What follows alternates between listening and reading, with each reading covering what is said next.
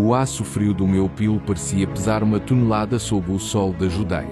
Outro dia, outra execução. Para mim, era apenas mais um trabalho sujo em uma terra que nunca aprendi a chamar de lar. Estava de guarda no Gólgota, o lugar da caveira, e o homem na cruz do meio era o assunto da cidade. Um suposto rei. A multidão se agitava abaixo, um mar de rostos contorcidos em escárnio e ódio. Se és o Filho de Deus, desce da cruz, gritavam. As vozes eram um zumbido irritante, ruído de fundo para o meu teto. Eu havia visto homens morrerem de maneiras muito piores.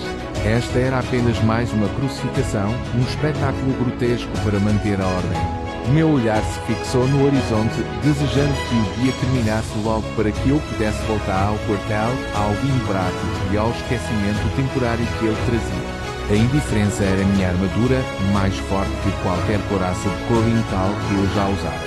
No entanto, algo quebrou minha apatia.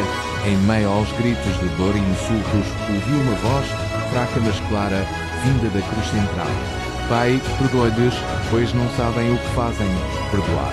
Perdoar a multidão que cuspia nele, perdoar a nós, os soldados que martelaram os pregos. A ideia era tão estranha, tão alienígena, a brutalidade do meu mundo, que me fez olhar para ele de verdade pela primeira vez. Não havia ódio em seus olhos, apenas uma tristeza profunda. Foi então que o céu começou a mudar. O sol do meio-dia, que antes castigava a terra, foi engolido por uma escuridão antinatural, um crepúsculo repentino que silenciou a multidão zombeteira. Um frio percorreu minha espinha, não por causa da queda de temperatura, mas por um pressentimento primitivo de que as leis do mundo estavam sendo reescritas diante dos meus olhos. A terra sob meus pés começou a tremer, primeiro um leve tremor, depois uma sacudida violenta que fez as rosas rangerem. O medo, um sentimento que eu pensava ter dominado há muito tempo nos campos de batalha, tomou conta de mim. Minha indiferença se desfez, substituída por uma confusão crescente e um terror absoluto. O ar ficou pesado, carregado de uma energia que eu não conseguia nomear. Olhei para o homem na cruz, agora envolto na penumbra. Ele ergueu a cabeça uma última vez, com uma força que parecia impossível para alguém em sua condição, gritou: "Está consumado." E então, com um suspiro final que pareceu ecoar pelo próprio silêncio, sua cabeça pendeu. No exato instante em que ele morreu, o chão convulsionou violentamente. Ouvi gritos distantes vindos da cidade e soube, instintivamente, que algo monumental havia acontecido. Mais tarde, chegaram os relatos de que o pesado véu do templo, que separava os homens do lugar mais sagrado, havia se rasgado de cima a baixo, como se por mãos invisíveis. O chão parou de tremer. O silêncio que se seguiu era mais profundo e mais pesado do que qualquer barulho que eu já tinha ouvido. Fiquei paralisado, olhando para a figura imóvel na cruz. O centurião ao meu lado, um veterano endurecido por décadas de guerra, caiu de joelhos. Eu não conseguia me mover, apenas olhar. A armadura da minha indiferença estava em pedaços aos meus pés. O cinismo, o tédio, a brutalidade, tudo se dissolveu em face daquele momento. As palavras saíram da minha boca antes que eu pudesse contê-las, um sussurro rouco de pura convicção e espanto. Verdadeiramente, este homem era o Filho de Deus. As horas que se seguiram foram um borrão. Ajudamos a retirar os corpos antes do sábado. A escuridão recuou, mas a luz do sol parecia diferente, menos dura. Quando o meu turno finalmente acabou, afastei-me do Gólgota, mas não era o mesmo. O homem que havia chegado ali pela manhã, cada passo para longe daquele monte era um passo em direção a um futuro incerto, uma vida irrevogavelmente alterada. Do rosto ensanguentado, as palavras de perdão, o céu escuro e a terra trêmula estavam gravados em minha mente. Eu tinha ido para o trabalho como um executor do Império, um instrumento cego de Roma. Estava voltando como uma testemunha de algo divino. O soldado que subiu a colina naquela manhã estava morto, tão morto quanto o homem que ele viu morrer na cruz. E no seu lugar, caminhava um homem transformado, assombrado e, de alguma forma, inexplicavelmente, cheio de uma nova e terrível esperança. A imagem daquele rosto, mesmo na morte, sentia que nada seria como antes. O aço frio do meu pilo parecia pesar uma tonelada sob o sol da Judeia. Outro dia, outra execução. Para mim, era apenas mais um trabalho sujo em uma terra que nunca aprendi a chamar de lar. estava de guarda no Gólgota, o lugar da caveira, e o homem na cruz do meio era o assunto da cidade. Um suposto rei. A multidão se agitava abaixo, um mar de rostos contorcidos em escárnio e ódio. Se és o Filho de Deus, desce da cruz, gritavam. As vozes eram um zumbido irritante, ruído de fundo para o meu teto. Eu havia visto homens morrerem de maneiras muito piores. Esta era apenas mais uma crucificação, um espetáculo grotesco para manter a ordem. Meu olhar se fixou no horizonte, desejando que o dia terminasse logo para que eu pudesse voltar ao quartel, ao vinho barato e ao esquecimento temporário que ele trazia. A indiferença era minha armadura, mais forte que qualquer couraça de couro e metal que eu já usara. No entanto, algo quebrou minha apatia. Em meio aos gritos de dor e insultos, ouvi uma voz, fraca mas clara, vinda da cruz central. Pai, perdoa-lhes, pois não sabem o que fazem. Perdoar. Perdoar a multidão que cuspia nele, perdoar a nós, os soldados que martelaram os pregos. A ideia era tão estranha, tão alienígena, a brutalidade do meu mundo, que me fez olhar para ele de verdade pela primeira vez. Não havia ódio em seus olhos, apenas uma tristeza profunda. Foi então que o céu começou a mudar.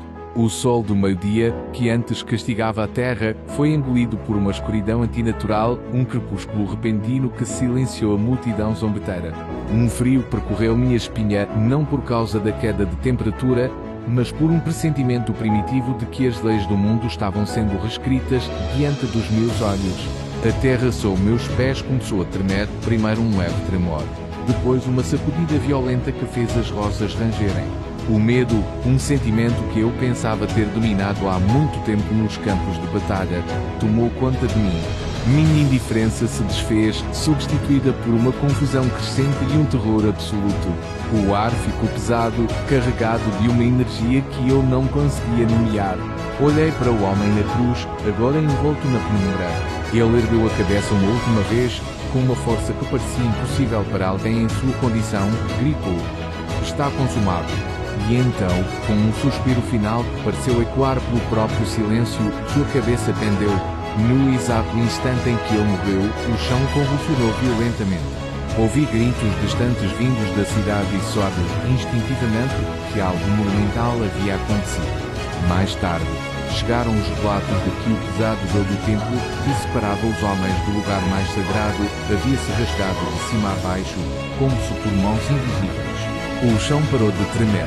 O silêncio que se seguiu era mais profundo e mais pesado do que qualquer barulho que eu já tinha ouvido. Fiquei paralisado, olhando para a figura imóvel na cruz. O centurião ao meu lado, um veterano endurecido por décadas de guerra, caiu de joelhos. Eu não conseguia me mover, apenas olhar. A armadura da minha indiferença estava em pedaços aos meus pés. O cinismo, o tédio, a brutalidade, tudo se dissolveu em face daquele momento. As palavras saíram da minha boca antes que eu pudesse contê-las, um sussurro rouco de pura convicção e espanto. Verdadeiramente, este homem era o Filho de Deus. As horas que se seguiram foram um borrão. Ajudamos a retirar os corpos antes do sábado. A escuridão recuou, mas a luz do sol parecia diferente, menos dura. Quando o meu turno finalmente acabou, afastei-me do Gólgota, mas não era o mesmo. O homem que havia chegado ali pela manhã, cada passo para longe daquele monte era um passo em direção a um futuro incerto, uma vida irrevogavelmente alterada. Do rosto ensanguentado, as palavras de perdão, o céu escuro e a terra trêmula estavam gravados em minha mente. Eu tinha ido para o trabalho como um executor do Império, um instrumento cego de Roma. Estava voltando como uma testemunha de algo divino. O soldado que subiu a colina naquela manhã estava morto, tão morto quanto o homem que ele viu morrer na cruz. E no seu lugar, caminhava um homem transformado, assombrado e, de alguma forma, inexplicavelmente, cheio de uma nova e terrível esperança. A imagem daquele rosto, mesmo na morte, prometia que nada seria como antes. Daniel era um homem fiel a Deus e muito respeitado no reino da Babilônia.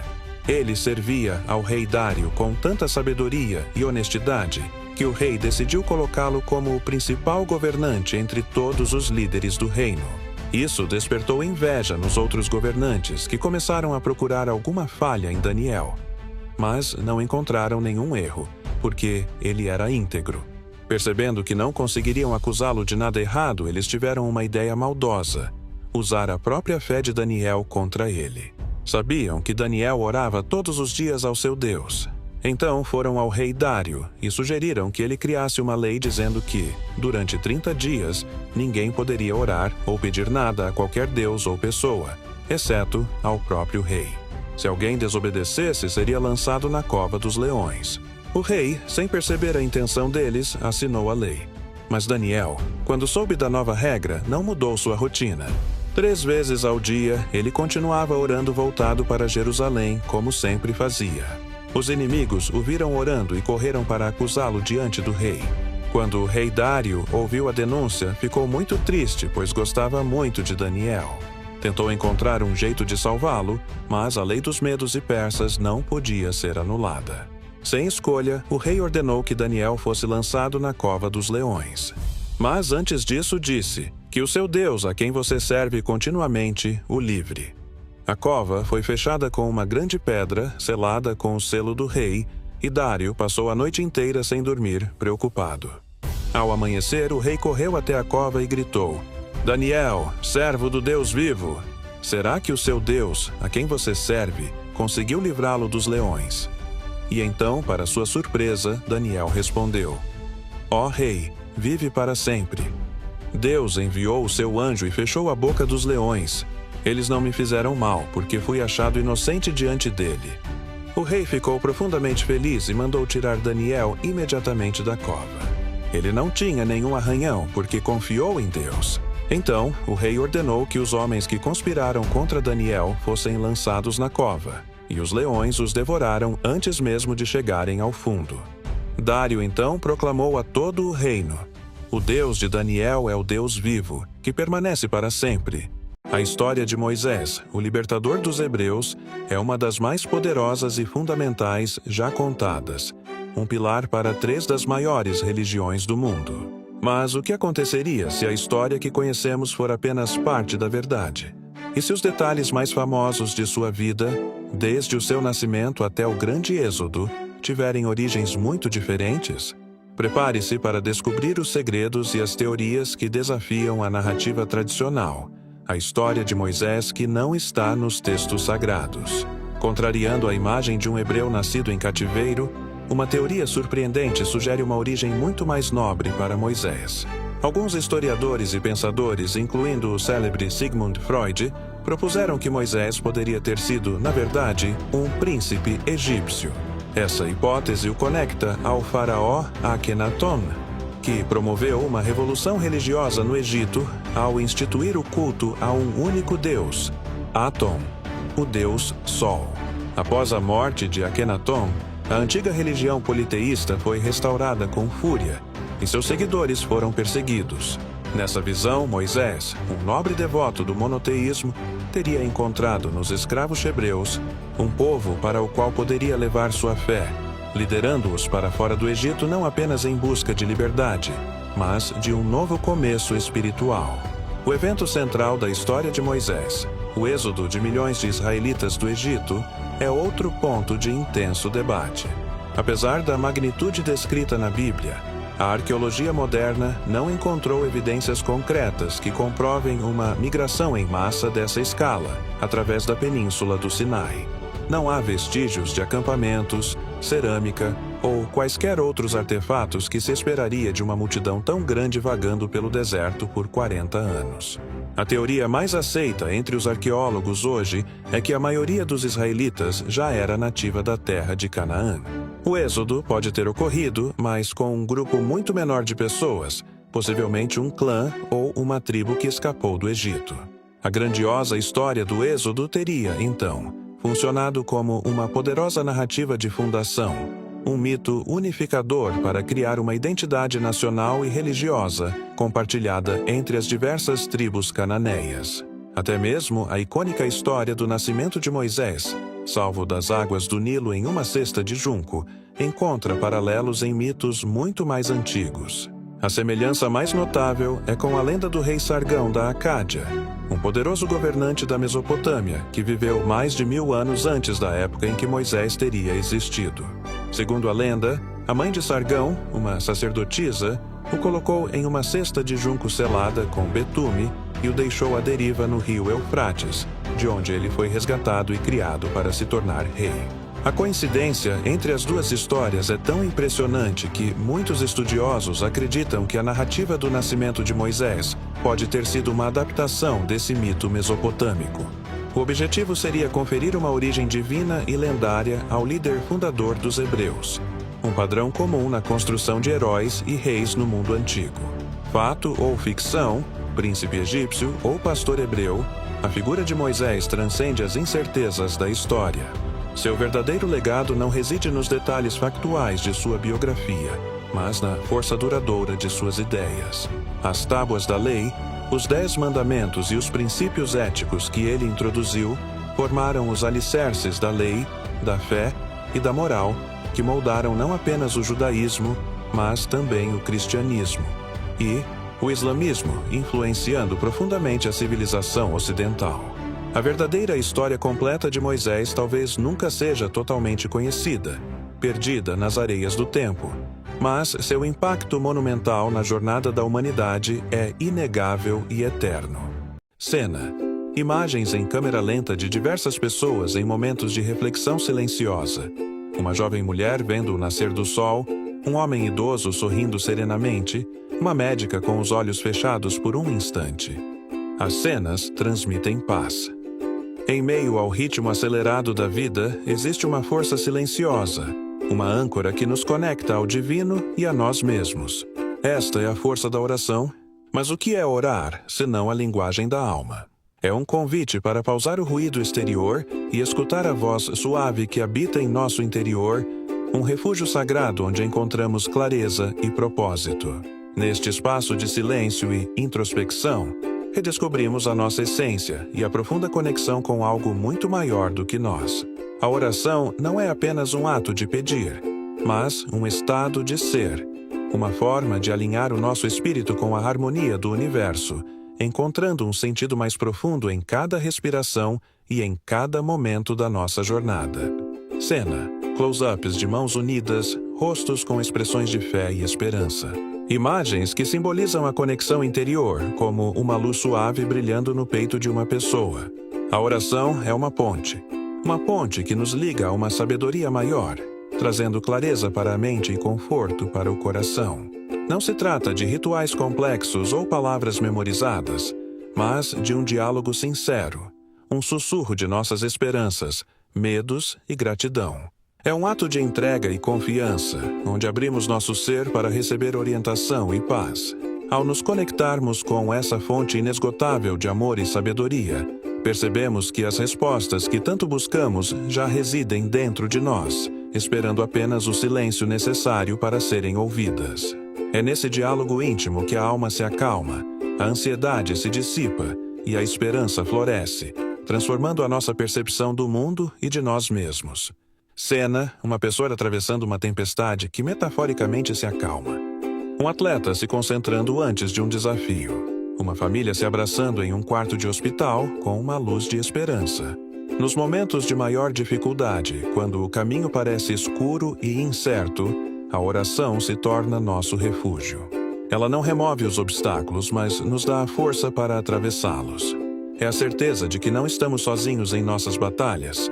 Nas tempestades da vida, a oração é a bússola que nos aponta o norte, a luz que ilumina a escuridão e a mão invisível que nos sustenta quando pensamos em desistir. Ela nos reveste de uma coragem que não sabíamos possuir e de uma resiliência que nos permite levantar após cada queda. Em cada prece, reafirmamos nossa fé não apenas no divino, mas também em nossa própria capacidade de superação, encontrando uma força interior que nos impulsiona a seguir em frente com dignidade e esperança renovada. Cena: cenas de gratidão. Uma família rindo à mesa, uma pessoa apreciando a natureza, o abraço caloroso entre amigos. Imagens que evocam sentimentos de paz interior, serenidade e alegria. Orar também é agradecer. É reconhecer as bênçãos, grandes e pequenas, que preenchem nossos dias. A prática da gratidão através da oração transforma nossa perspectiva, abrindo espaço para a paz interior e a contentamento. Quando dedicamos um momento para agradecer pelo ar que respiramos, pelo sol que nos aquece, ou pelo sorriso de um ente querido, mudamos nosso foco da escassez para a abundância. Essa atitude de gratidão nos sintoniza com as vibrações mais elevadas do universo, atraindo mais motivos para sermos gratos. Agradecer é um ato de humildade e reconhecimento, uma forma de celebrar a vida em sua plenitude e de cultivar um jardim de felicidade e serenidade dentro de nós, que floresce a cada novo amanhecer. Cena: montagem rápida de todos os personagens mostrados, agora com expressões mais leves e felizes. O vídeo termina com uma imagem inspiradora do universo ou de um céu estrelado. O poder da oração reside em sua simplicidade. É um convite diário para se conectar, para encontrar força, para cultivar a paz e para viver com mais gratidão. É uma ferramenta universal, acessível a todos, em qualquer lugar e a qualquer momento. Não exige nada, além de um coração aberto e uma intenção sincera. Ao integrarmos a oração em nosso cotidiano, nutrimos nossa alma e fortalecemos nosso espírito para enfrentar os desafios da vida com mais serenidade e confiança. Permita-se essa pausa. Permita-se essa conexão. O poder já está dentro de você. Já imaginou de onde veio um dos poemas mais famosos de toda a história? De onde surgiram as palavras que trouxeram conforto e esperança para milhões de pessoas ao longo dos séculos? A história por trás do Salmo 23 é uma jornada de fé, perigo e revelação, nascida da vida de um jovem pastor que se tornaria rei. Tudo começa nos campos verdejantes da antiga Israel, onde um jovem chamado Davi passava seus dias sob o sol, cuidando do rebanho de seu pai. Para ele, cada ovelha era mais do que um simples animal. Era uma responsabilidade, uma vida a ser protegida. Ele as guiava por pastos férteis, onde a grama era farta e o sustento garantido. Com seu cajado, ele as defendia dos predadores que espreitavam nas sombras, e com sua funda, afastava qualquer perigo iminente. Quando a sede apertava, Davi conhecia os caminhos que levavam a riachos de águas tranquilas, onde seu rebanho podia beber em segurança e descansar. Na simplicidade daquela rotina, ele aprendeu o verdadeiro significado de ser um pastor, um guia, um protetor, um provedor. Essa experiência moldou seu caráter e, sem que ele soubesse, preparou seu coração para uma jornada muito maior. Anos se passaram e o cenário mudou drasticamente. O jovem pastor de ovelhas agora era um guerreiro renomado, mas também um fugitivo. A inveja do rei Saul o transformou em um alvo, forçando-o a abandonar a tranquilidade dos pastos e a mergulhar na escuridão do deserto. Os dias de paz foram substituídos por uma perseguição implacável. Davi se escondia em cavernas frias e úmidas, seus ouvidos atentos ao som dos soldados que o caçavam. Ele atravessava vales sombrios e perigosos, lugares onde a morte parecia uma companheira constante. Cada fenda na rocha era um possível esconderijo, cada sombra, uma ameaça potencial. Esse era o seu Vale da Sombra da Morte, um lugar de isolamento, medo e incerteza. Ele estava sozinho, longe de sua família, longe da segurança que um dia conheceu. A coroa que lhe fora prometida parecia um sonho distante, ofuscado pela dura realidade da sobrevivência. No entanto, foi nesse abismo de desespero que a semente de uma das maiores obras da humanidade começou a germinar. Em uma noite, exausto pela fuga constante, mas momentaneamente a salvo em um de seus refúgios rochosos, Davi olhou para o céu estrelado. O silêncio do deserto era profundo, e em meio à solidão, suas memórias o levaram de volta aos tempos de pastoreio. Ele se lembrou de como guiava suas ovelhas com cuidado, de como as protegia com sua própria vida, de como as conhecia pelo nome e se preocupava com cada uma delas. Naquele instante, uma profunda revelação inundou sua alma. Ele percebeu que, assim como ele havia sido um pastor para seu rebanho, havia um pastor maior cuidando dele. Deus não o havia abandonado no deserto.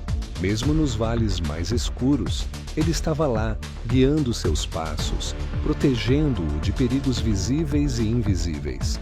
O cajado divino o consolava, e a presença de Deus era sua companhia constante. A perseguição de Saul não era o fim de sua história, mas apenas um capítulo sombrio em uma jornada guiada por uma mão soberana. A confiança que ele tinha em sua própria capacidade de proteger suas ovelhas era agora um reflexo da fé que ele depositava em seu pastor celestial. Essa epifania divina transformou seu medo em fé e sua angústia em adoração. Anos mais tarde, quando a promessa se cumpriu e Davi se tornou um rei sábio e poderoso em Jerusalém, ele não esqueceu as lições do deserto. Sentado em seu palácio, ele pegou um pergaminho e uma pena, e as palavras que nasceram em seu coração durante a fuga finalmente encontraram sua forma imortal. A câmera se aproxima do texto que ele escreve com firmeza. O Senhor é o meu pastor, nada me faltará. Cada verso que se seguia era um eco de sua jornada. Os pastos verdejantes de sua juventude, as águas tranquilas que saciavam a sede, o vale da sombra da morte, que ele atravessou sem temor, e a certeza de que a bondade e a misericórdia o seguiriam todos os dias de sua vida. A cena final nos mostra o Salmo 23 completo, um testamento eterno de fé, com a imagem sobreposta de Davi, o jovem pastor, cuidando de suas ovelhas ao fundo. Essa é a beleza da inspiração. Às vezes, é nos momentos de maior escuridão que encontramos a luz mais brilhante, uma luz capaz de guiar não apenas a nós mesmos, mas gerações inteiras. Você já se sentiu traído por aqueles que mais amava, jogado no fundo do poço sem esperança de sair? Esta é a história de um homem que enfrentou tudo isso e emergiu não com vingança, mas com um poder que mudaria o destino de nações. Esta é a jornada de José, uma saga de sonhos, traição e perdão que ecoa através dos séculos. A história começa em Canaã, onde José, o penúltimo de 12 irmãos, era claramente o favorito de seu pai, Jacó. Como prova de seu afeto, Jacó presenteou-o com uma túnica magnífica, tecida com todas as cores do arco-íris, um símbolo de distinção que seus irmãos não possuíam. Para piorar a situação, José compartilhava sonhos que o mostravam governando sobre sua família, com o sol, a lua e as estrelas se curvando diante dele. O ciúme e o ódio de seus irmãos cresceram como uma erva daninha, até que um dia a oportunidade perfeita para se livrarem dele surgiu. Enquanto pastoreavam os rebanhos longe de casa, eles o agarraram, arrancaram sua túnica e, em vez de matá-lo, decidiram vendê-lo como escravo a uma caravana de ismaelitas que passava a caminho do Egito. Para Jacó, eles levaram a túnica manchada com sangue de animal, declarando que seu filho amado havia sido morto por uma fera. Levado para uma terra estranha, a vida de José tomou um rumo dramático. Ele foi comprado por Potifar, o capitão da guarda do faraó. Longe de sucumbir ao desespero, José trabalhou com diligência e integridade, e tudo o que ele tocava prosperava sob a bênção de Deus. Sua competência era tão evidente que Potifar o promoveu a administrador de toda a sua casa, confiando-lhe todos os seus bens. No entanto, sua honra foi posta à prova quando a esposa de Potifar tentou seduzi-lo. Ao ser firmemente rejeitada, ela, enfurecida, o acusou falsamente de tentativa de abuso. Sem chance de se defender, José foi lançado na prisão, trocando a confiança de seu senhor pelas frias paredes de uma masmorra. Mesmo ali, no lugar mais sombrio, seu dom não o abandonou. Ele ganhou a confiança do carcereiro e se tornou conhecido por interpretar com precisão os sonhos de seus companheiros de prisão, incluindo o padeiro e o copeiro do faraó. Anos se passaram e José parecia esquecido na escuridão da prisão.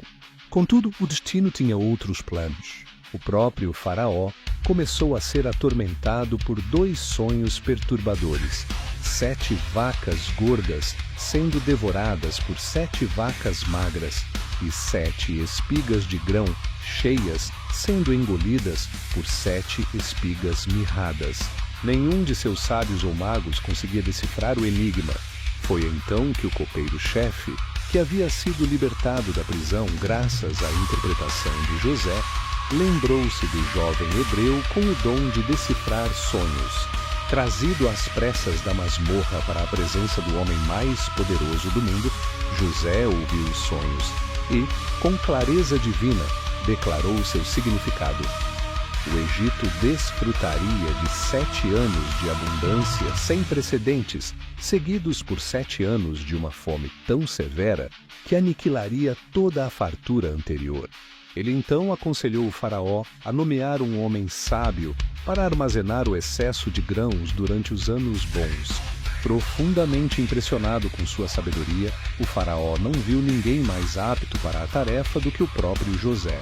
Naquele dia, o ex-escravo e ex-prisioneiro foi nomeado governador de todo o Egito, o segundo no comando, abaixo apenas do próprio faraó.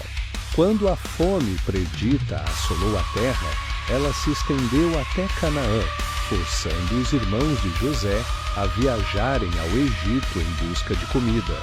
Eles se apresentaram diante do poderoso governador, curvando-se com o rosto no chão, sem a menor ideia de que estavam cumprindo a profecia dos sonhos que tanto odiaram anos antes.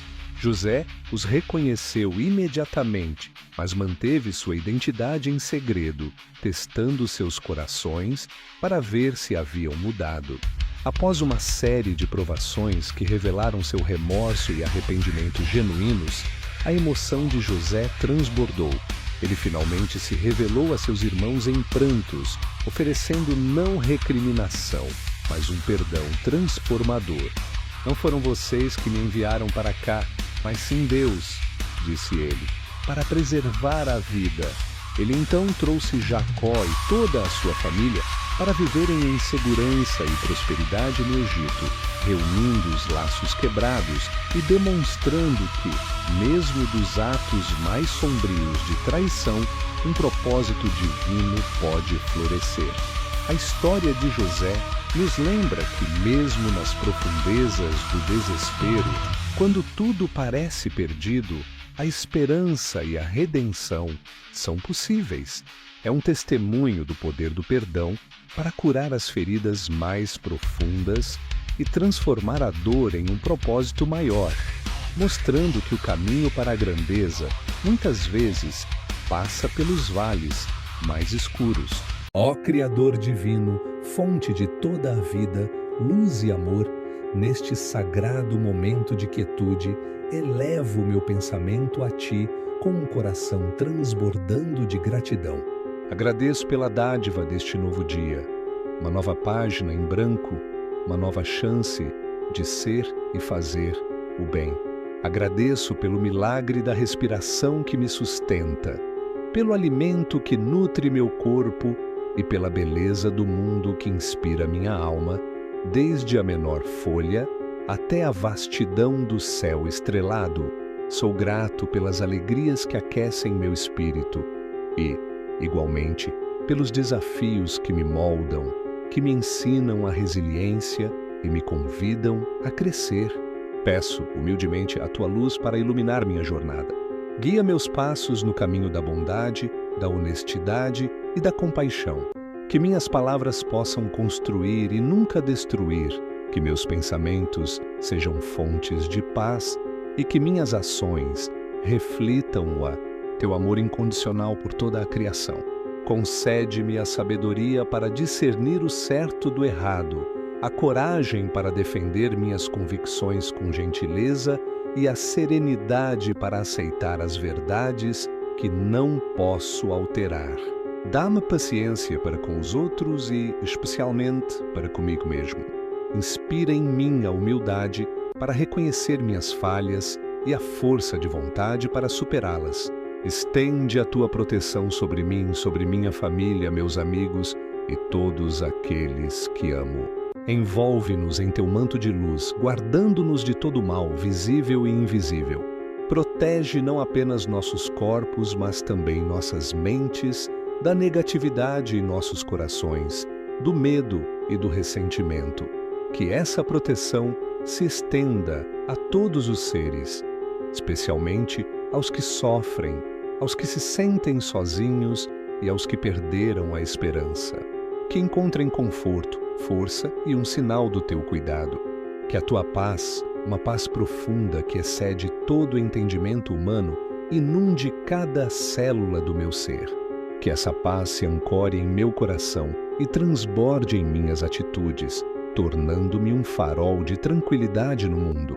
Ao encerrar esta oração, renovo minha fé e confiança em teu tempo e em teu plano divino.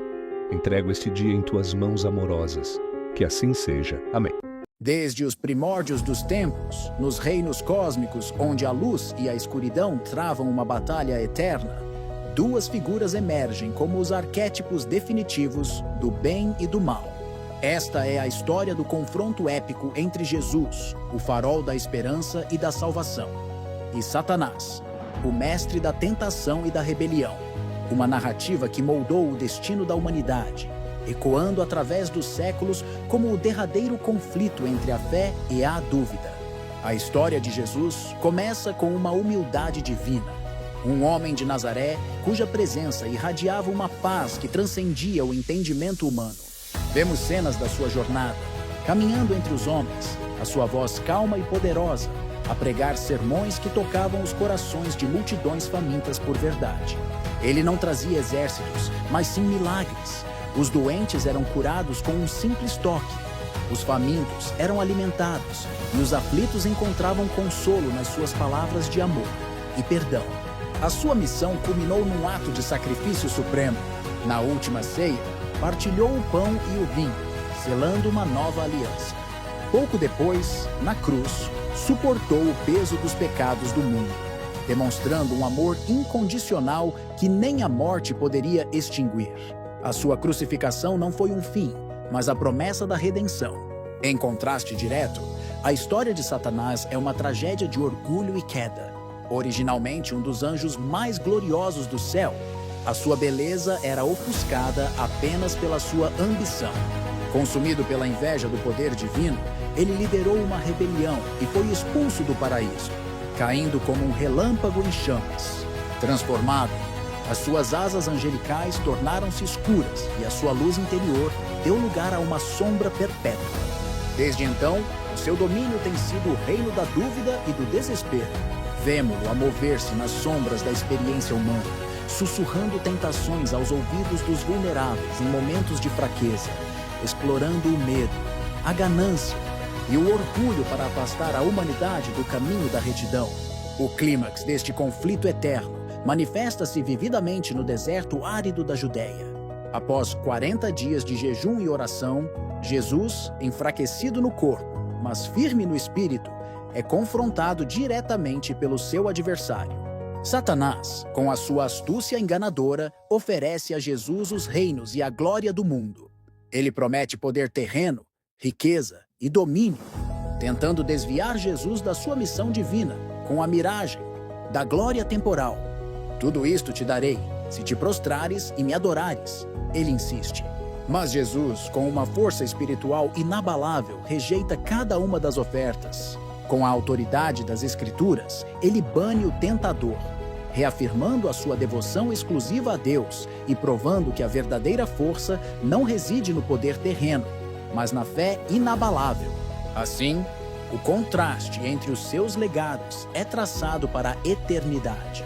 Jesus oferece o caminho da salvação, um legado de amor, compaixão e esperança, que promete vida eterna. O seu sacrifício é um farol que guia a humanidade através da escuridão. Satanás, por outro lado, personifica o caminho da rebelião, da divisão e da destruição, um ciclo vicioso de egoísmo que leva apenas ao vazio e ao sofrimento. Na cena final desta saga cósmica, A luz radiante da ressurreição triunfa inequivocamente sobre as sombras da rebelião, uma poderosa afirmação de que no final, o amor é a força mais poderosa do universo e a esperança sempre prevalecerá sobre o desespero. No princípio existia apenas o vazio, e então em 7 dias tudo foi criado. A luz separou-se da escuridão, as águas se reuniram e a terra seca surgiu. O universo tomou forma, culminando na obra-prima da criação. O Jardim do Éden, um paraíso intocado onde viviam Adão e Eva. Eles caminhavam com Deus em perfeita harmonia, com apenas uma regra: não comer do fruto da árvore do conhecimento do bem e do mal. Mas no paraíso espreitava uma sombra. A serpente, astuta e enganadora, sussurrou palavras de dúvida, prometendo que eles seriam como deuses. A tentação foi mais forte. Eles comeram o fruto e com essa mordida, a inocência foi perdida, a vergonha nasceu e as portas do Éden se fecharam para sempre. A humanidade, agora expulsa, conheceu a dor e o trabalho. A mancha do pecado se aprofundou rapidamente, manifestando-se na inveja que levou Caim a tirar a vida de seu próprio irmão, Abel. O primeiro sangue derramado na terra marcou o início de uma longa jornada de sofrimento e separação. Com o passar do tempo, a maldade humana se multiplicou, corrompendo a criação a tal ponto que Deus se arrependeu de ter feito o homem.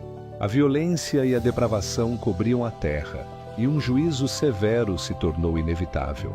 No entanto, em meio à corrupção generalizada, havia um homem justo, Noé. Deus o instruiu a construir uma arca gigantesca, um refúgio para sua família e para casais de todas as espécies de animais. Enquanto Noé trabalhava sob o escárnio de seus vizinhos, nuvens escuras se acumulavam. Então as comportas do céu se abriram e as fontes do grande abismo jorraram. A água subiu implacavelmente, submergindo montanhas e apagando toda a vida que não estava a bordo da arca. Por 40 dias e 40 noites, o dilúvio devastou o mundo. Quando as águas finalmente baixaram, a arca repousou sobre o Monte Ararate. Noé e sua família saíram para um mundo limpo, purificado. Como sinal de sua aliança e promessa de nunca mais destruir a terra com água, Deus pintou o céu com um arco-íris, um símbolo de esperança para um novo começo. A humanidade descendente de Noé começou a se repovoar, mas o orgulho rapidamente ressurgiu em seus corações. Em uma planície em Sinear, eles decidiram construir uma cidade e uma torre, cujo cume alcançasse os céus, a Torre de Babel. Seu objetivo era fazer um nome para si mesmos e evitar serem espalhados pela terra. Vendo essa arrogância, Deus confundiu suas línguas e o que era um só povo, com uma só fala, se fragmentou em nações que não mais se entendiam. A construção parou e a humanidade foi forçada a se dispersar, cumprindo o plano divino de encher a terra. Deste caos de nações, Deus escolheu um homem, Abrão, de Ur dos Caldeus. Ele fez a Abrão uma promessa monumental. Faria dele o pai de uma grande nação, e através dele, todas as famílias da terra seriam abençoadas. Abrão, que se tornaria Abraão, obedeceu e partiu em uma jornada de fé, dando início à linhagem dos patriarcas. Sua fé foi testada, mas a promessa foi passada a seu filho, Isaque, e depois a seu neto, Jacó, que lutou com um anjo e teve seu nome mudado para Israel. A história dessa família escolhida continuou com os 12 filhos de Jacó, mas foi um deles, José, o filho favorito, que teve um destino extraordinário. Consumidos pela inveja de seus sonhos e do favoritismo de seu pai, seus irmãos o venderam como escravo para uma caravana que se dirigia ao Egito. Deixado para morrer em uma terra estrangeira, a jornada de José foi marcada por falsas acusações e aprisionamento. No entanto, seu dom de interpretar sonhos nunca o abandonou. Sua habilidade o levou da prisão ao palácio, quando ele decifrou os sonhos enigmáticos do faraó sobre 7 anos de fartura, seguidos por 7 anos de fome devastadora.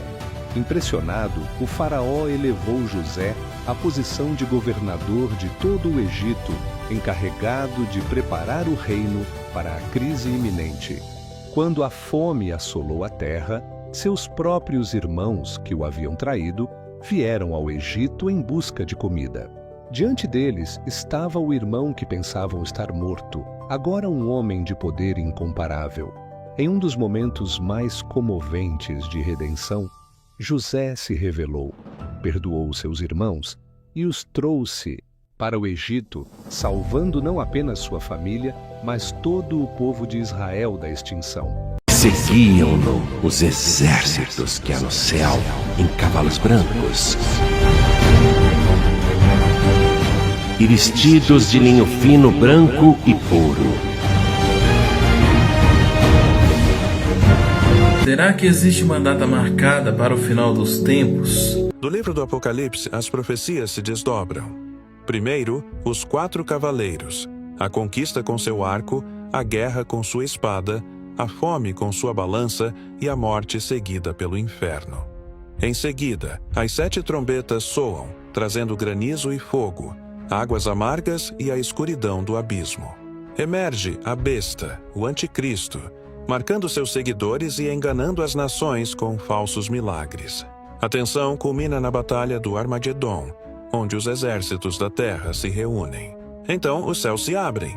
Cristo retorna em glória para julgar e reinar, derrotando o mal para sempre e estabelecendo uma nova era de paz. Será que está próximo o fim, a vinda do Senhor Jesus aqui na terra? Vamos a esse vídeo de hoje, né? Espero que você goste e vamos lá ver se realmente é o fim, né? Em Mateus capítulo 24, o Senhor Jesus ele fala do princípio das dores, onde ele cita os nossos tempos atuais, onde ele fala daquilo que está acontecendo agora, hoje em dia, no nosso tempo, né? Vemos guerras, vemos rumores de guerras, vemos a apostasia da fé, muitas pessoas se apostando da fé, muitas pessoas abandonando a igreja, saindo do evangelho, muitas pessoas dentro da igreja que não acreditam mais no milagre, né? O anticristo, muitos falando que é fulano de tal, que é tal. Será que é o fim?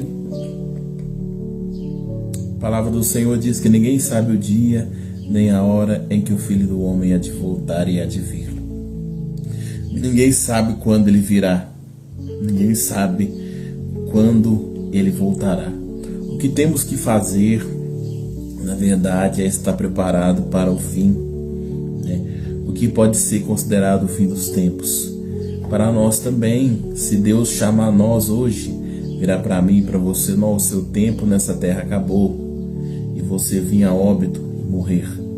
Será que você está preparado para o fim? Chegou o fim para você.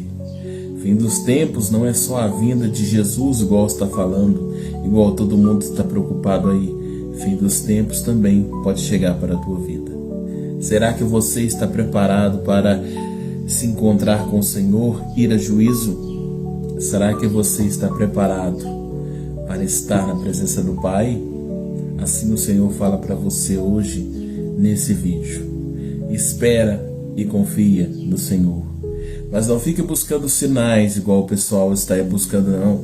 Que o final está chegando, que Jesus está às portas, que vai acontecer, que estamos vendo o anticristo chegando. Não. Preocupe-se com a tua vida espiritual. Preocupe-se com você e Deus. Como está o seu relacionamento entre você e o Senhor Jesus?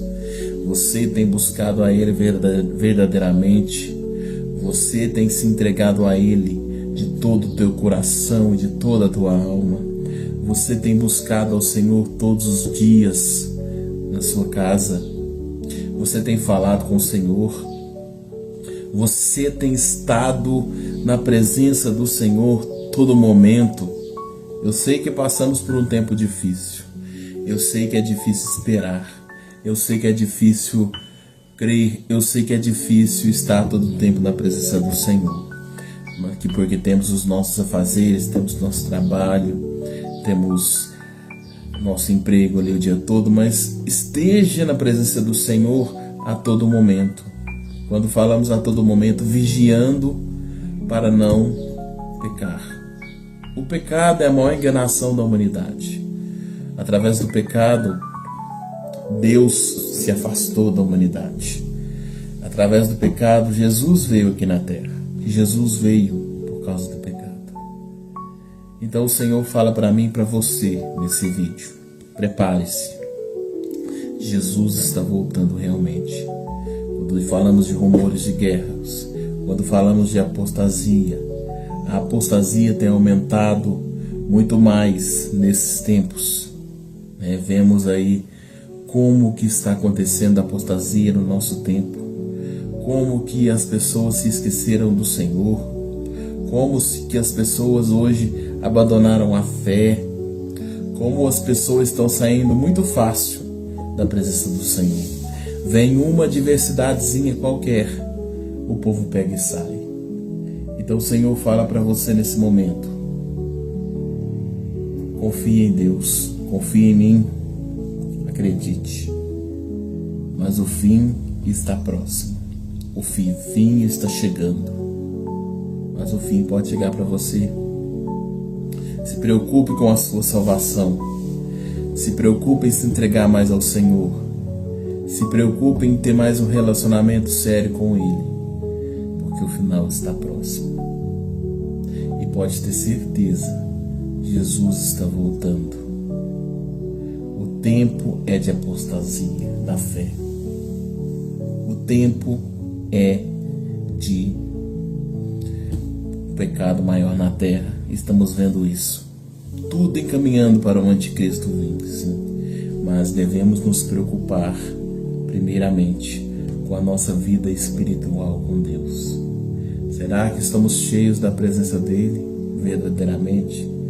Será que estamos impactados e cheios da unção do Senhor? Será? O Senhor fala isso para nós nesse vídeo. Vamos nos preocupar em estar na presença dele. Vamos nos preocupar em querer primeiramente a presença do Senhor na nossa vida, em buscar mais ao Senhor, em querer estar mais na presença do Senhor e não ficar louco por aí igual muitas pessoas ficam, olhando os sinais e vendo se realmente o Senhor está voltando, em vez de se preocupar que pode voltar para mim e para você a qualquer momento. Então acredite e confie no Senhor, mas fique preparado, que pode vir a qualquer segundo, a qualquer minuto pode vir o fim. O Senhor fala para nós nesse momento. Amém? Então que Deus possa abençoar você e você possa realmente falar com o Senhor, realmente entregar-te ao Senhor nesse tempo e acreditar que Deus, Ele tem mais para mim e para você. Mas que temos que nos preocupar não com a vinda dele, preocuparmos com o nosso relacionamento entre mim, eu e o Senhor, entre você e Deus. Como está o seu relacionamento? Põe isso no teu coração e se preocupe mais com isso. O sol beijava o topo dos arranha-céus, derramando uma luz dourada sobre uma cidade que pulsava com vida e energia. Nos parques, o riso das crianças misturava-se ao canto dos pássaros, criando uma sinfonia de felicidade cotidiana. As ruas eram rios de gente, cada rosto uma história de sonhos e ambições. Todos a partilhar a promessa de um futuro brilhante. Nesse mundo, Alex era apenas mais um. Vemo-lo a caminhar por uma avenida movimentada. Um sorriso fácil no rosto enquanto cumprimenta um vendedor de flores. Partilha uma piada com um colega de trabalho num café ao ar livre. A sua vida era um mosaico de momentos simples, mas preciosos. Jantares com amigos, passeios ao entardecer com o cão, o calor de um abraço familiar. O mundo era um lugar seguro, previsível e cheio de oportunidades. Cada novo dia era um convite para viver, para criar, para amar. A prosperidade não era apenas econômica. Estava no ar que se respirava, na confiança com que as pessoas olhavam umas para as outras. Alex, como tantos outros, Vivia imerso nesta era de ouro, inconsciente da fragilidade do seu paraíso. A transição foi brutal, instantânea. Num piscar de olhos, o céu azul vibrante foi rasgado por um flash de luz branca e silenciosa. Uma luz que parecia consumir tudo. Segundos depois, o som chegou. Um rugido ensurdecedor que abalou os alicerces da cidade e da própria realidade. O caos explodiu. O mundo mergulhou numa escuridão repentina, pontuada por gritos e pelo estrondo de estruturas a colapsar. A sinfonia da vida foi substituída por uma cacofonia de medo e destruição. A luz dourada deu lugar a um brilho laranja sinistro. O fogo a consumir o que antes fora um símbolo de progresso. A escuridão que se seguiu não era apenas a ausência de luz, mas a ausência de esperança. O fim abrupto de tudo o que era conhecido e amado. O mundo como Alex o conhecia tinha deixado de existir. Das cinzas desse mundo um novo emergiu. A mesma cidade, agora um esqueleto de betão e aço retorcido, jazia sob um céu permanentemente cinzento, coberto por uma mortalha de poeira e fumo. O silêncio era o novo som dominante, um silêncio pesado e opressor, quebrado apenas pelo uivo do vento através das janelas partidas dos edifícios abandonados. A natureza começava a reclamar o seu território, com vegetação selvagem a irromper pelas fissuras do asfalto. Mas não era um renascimento, era um testemunho da decadência. E neste cenário desolador, Alex depois emerge. Já não é o homem sorridente de antes. O seu rosto está marcado pela fuligem e pela perda. Os seus olhos perscrutam o ambiente com a cautela de um animal caçado. Cada passo nas ruas desertas é calculado. Cada sombra um potencial perigo. Ele move-se sozinho, um fantasma na sua própria cidade, procurando entre os destroços por algo que o mantenha vivo por mais um dia. Uma lata de comida, água potável, um abrigo seguro. O homem que partilhava piadas em cafés agora agarra-se a uma barra de ferro como sua única companhia e proteção. A transformação não foi apenas externa na cidade em ruínas, mas interna, no coração de um homem que perdeu tudo, exceto o instinto primal de sobreviver. Após séculos de espera, a promessa de um Salvador começa a se cumprir. Um anjo anuncia a uma jovem virgem chamada Maria que ela dará à luz o Filho de Deus. Em Belém, em uma humilde manjedoura, Jesus nasce. Sua chegada não é um evento grandioso para o mundo, mas é o início de uma nova aliança entre Deus e a humanidade. No Rio Jordão, seu primo João Batista o apresenta ao mundo, dizendo: Eis o Cordeiro de Deus, que tira o pecado do mundo. Jesus inicia seu ministério, chamando pescadores e cobradores de impostos para serem seus discípulos. Ele viaja pela Galileia, ensinando com autoridade e amor. No Sermão da Montanha, ele revela os valores do reino de Deus: amor aos inimigos, humildade e justiça. Seu poder divino é demonstrado através de milagres extraordinários. Ele cura os doentes, acalma tempestades, multiplica pães e peixes e até ressuscita os mortos. Suas palavras e ações revelam um Deus próximo, compassivo e poderoso. Em sua última semana, Jesus entra em Jerusalém, aclamado como rei. Ele celebra a Páscoa com seus discípulos na última ceia, instituindo um novo símbolo de sua aliança. No entanto, a multidão que o aclamou logo o condena. Traído e preso, Jesus é levado à cruz. Ali, ele faz o sacrifício supremo, morrendo pelos pecados do mundo. A escuridão cobre a terra, mas não é o fim. Ao terceiro dia, o túmulo é encontrado vazio. Jesus ressuscitou, vencendo a morte e provando que ele é o Senhor da vida. Após sua ressurreição, Jesus dá aos seus discípulos a grande comissão: levar sua mensagem a todas as nações. Ele então sobe aos céus, prometendo enviar o Espírito Santo. No dia de Pentecostes, essa promessa se cumpre, e os apóstolos começam a pregar corajosamente. A igreja nasce. Saulo, um perseguidor, tem um encontro transformador com Jesus e se torna Paulo, o maior missionário da história. Através das viagens de Paulo e da fé dos primeiros cristãos, a mensagem de esperança se espalha pelo Império Romano e além, transformando vidas e construindo uma comunidade global de fé que perdura até hoje, baseada na história de amor de Jesus Cristo. Você já se perguntou como um ato de traição pode se transformar em um plano divino para a salvação? Hoje, vamos mergulhar em uma das histórias mais comoventes da Bíblia, a jornada de José.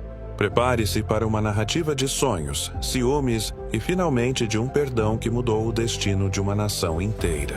Na antiga terra de Canaã, vivia um jovem chamado José, o filho favorito de seu pai Jacó. Como símbolo desse afeto especial, Jacó presenteou José com uma túnica magnífica, tecida com muitas cores. Para seus 10 irmãos mais velhos, essa túnica não era apenas um presente, era um lembrete constante de que eles não eram os preferidos. O ressentimento crescia em seus corações, transformando o amor fraterno em um ciúme amargo. A situação piorou quando José, com a inocência da juventude, compartilhou com eles seus sonhos proféticos. Em um sonho, os feixes de trigo de seus irmãos se curvavam diante do seu. Em outro, o sol, a lua e 11 estrelas se prostravam perante ele. Para os irmãos, isso foi a gota d'água, a arrogância final. A inveja se tornou ódio, e o ódio os levou a um plano terrível. Um dia, enquanto pastoreavam os rebanhos longe de casa, eles viram José se aproximando. Foi a oportunidade perfeita. Ignorando seus apelos desesperados, eles o agarraram, arrancaram sua túnica colorida e o lançaram em um poço seco. Pouco depois, ao verem uma caravana de mercadores a caminho do Egito, decidiram vendê-lo como escravo por 20 moedas de prata. Para eles, José estava morto. Arrastado para o Egito, a vida de José se tornou uma sucessão de provações. Vendido a Potifar, um oficial do faraó, ele demonstrou grande habilidade e integridade, e Deus estava com ele. Rapidamente, José ganhou a confiança de seu senhor e foi colocado no comando de toda a casa. No entanto, sua honra foi posta à prova quando a esposa de Potifar tentou seduzi-lo. Ao ser rejeitada, ela o acusou falsamente de agressão, e José foi lançado na prisão. Mesmo no calabouço, sua fé não vacilou. Lá, ele conheceu o copeiro e o padeiro do faraó, que estavam perturbados por sonhos misteriosos. Com a sabedoria que vinha de Deus, José interpretou corretamente seus sonhos, prevendo a restauração de um e a execução do outro. Anos se passaram e José parecia esquecido na prisão. Até que o próprio faraó teve sonhos enigmáticos que ninguém no reino conseguia decifrar. 7 vacas gordas sendo devoradas por 7 vacas magras e 7 espigas cheias sendo engolidas por 7 espigas mirradas. Foi então que o copeiro se lembrou do jovem hebreu na prisão. Convocado à presença do faraó, José declarou que não era ele, mas Deus quem daria a resposta. Ele interpretou os sonhos como a previsão de 7 anos de fartura avassaladora, seguidos por 7 anos de uma fome devastadora. Impressionado com sua sabedoria divina, o faraó não apenas o libertou, mas o nomeou governador de todo o Egito, encarregado de preparar a nação para a crise que viria. Quando a fome predita por José assolou a terra, ela se estendeu até Canaã, onde sua família sofria. Ouvindo que havia grãos no Egito, Jacó enviou seus filhos para comprar comida, sem saber que o poderoso governador que controlava os estoques era o mesmo filho que eles haviam traído anos atrás. Ao chegarem, eles se curvaram profundamente diante de José, cumprindo, sem saber, a profecia de seus sonhos de infância. José os reconheceu imediatamente, mas manteve sua identidade em segredo. Ele os tratou com dureza, acusando-os de serem espiões. Era um teste doloroso, projetado não por vingança, mas para forçá-los a confrontar a escuridão de seu passado e a culpa que carregavam. Após uma série de provações que os levaram ao limite do desespero, eles finalmente demonstraram arrependimento e uma mudança genuína de coração. Vendo a angústia e o remorso de seus irmãos, José não conseguiu mais se conter. Em um clímax de emoção avassaladora, ele mandou todos os egípcios saírem e, aos prantos, revelou sua identidade. Eu sou José, o irmão que vocês venderam para o Egito. O choque e o medo deram lugar ao perdão. Em um abraço de reconciliação, ele os confortou, afirmando uma verdade profunda. Não se entristeçam. Vocês planejaram o mal contra mim, mas Deus o transformou em bem, para salvar muitas vidas. A história de José é um testemunho poderoso de que, mesmo nos vales mais escuros da traição e da injustiça, a mão soberana de Deus está tecendo um propósito maior. Ela nos ensina que o perdão tem o poder de redimir o passado e restaurar o que foi quebrado. O que você achou dessa jornada épica? Compartilhe seus pensamentos nos comentários e não se esqueça de se inscrever para mais histórias que moldaram nosso mundo. Nas Escrituras Sagradas, entre profecias e revelações, encontra-se um livro selado, um pergaminho que contém o destino da humanidade. Ninguém no céu, na terra ou debaixo da terra era digno de abrir seus 7 selos, mas o Cordeiro de Deus prevaleceu, e ao romper o primeiro selo, deu início ao fim dos tempos. O céu, antes azul e sereno sobre nossas cidades modernas, começa a escurecer, como um presságio sombrio do que está por vir. A tranquilidade da nossa era é apenas uma ilusão passageira, pois o juízo final se aproxima, e os arautos da destruição estão prestes a cavalgar. Com a abertura dos primeiros 4 selos, surgem os 4 cavaleiros do Apocalipse, cada um trazendo uma calamidade específica sobre a terra. Primeiro, montado em um cavalo branco, vem o Conquistador, ou Pestilência, coroado e com um arco na mão. Uma névoa doentia e fantasmagórica se espalha pelas metrópoles, simbolizando a conquista e as pragas que afligirão a humanidade. Logo em seguida, o segundo selo é rompido, e um cavaleiro em um cavalo vermelho surge, empunhando uma grande espada.